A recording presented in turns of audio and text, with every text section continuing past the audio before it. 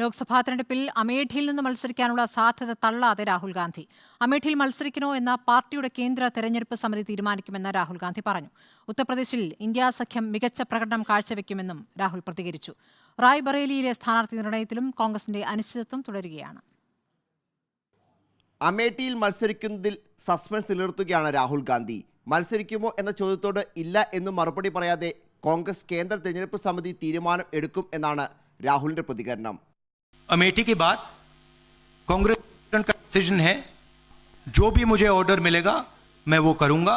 CEC meeting हमारी party में CEC meetings में ये डिसीजन लिए जाते हैं. കോൺഗ്രസ് കേന്ദ്ര തെരഞ്ഞെടുപ്പ് സമിതിയിൽ അമേഠിയിൽ മത്സരിക്കണം എന്ന ആവശ്യം ഉയർന്നു കഴിഞ്ഞാൽ രാഹുൽ ഗാന്ധി തള്ളില്ല എന്നാണ് സൂചന.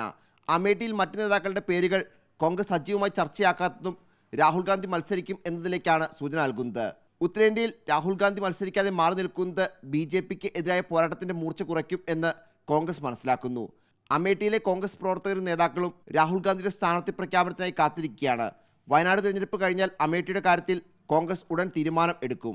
അമേഠിയിൽ മത്സരിക്കാൻ താൽപ്പര്യം പ്രകടിപ്പിച്ച് പ്രിയങ്ക ഗാന്ധിയുടെ ഭർത്താവ് റോബർട്ട് വദ്ര നിരന്തരം പ്രസ്താവന നടത്തുന്നതിനിടെയാണ് രാഹുൽ ഗാന്ധിയുടെ പ്രതികരണം എന്നതും ശ്രദ്ധേയമാണ്. അമേഠിയിൽ ഇത്തവണയും മത്സരിക്കുന്ന ബി.ജെ.പി സ്ഥാനാർത്ഥി സ്മൃതി ഇറാനി പ്രചാരണത്തിൽ ബഹുദൂരം മുന്നേറിക്കഴിഞ്ഞു. റായ്ബറേലിയിൽ പ്രിയങ്ക ഗാന്ധി മത്സരിക്കുന്നതിൽ അനിശ്ചിതത്വം തുടരുകയാണ്. രാഹുൽ അമേഠിയിൽ മത്സരിക്കുകയാണെങ്കിൽ പ്രിയങ്ക മത്സരരംഗത്ത് ഉണ്ടാകില്ല എന്നാണ് അടുത്ത വൃത്തങ്ങൾ വ്യക്തമാക്കുന്നത്. റായ്ബറേലിയിൽ ബി.ജെ.പിയും ഇതുവരെ സ്ഥാനാർത്ഥിയെ പ്രഖ്യാപിച്ചിട്ടില്ല. മെയ് 20-ന് 5ാം ഘട്ടത്തിലാണ് അമേഠിയിലും റായ്ബറേലിയിലും വോട്ടെടുപ്പ്.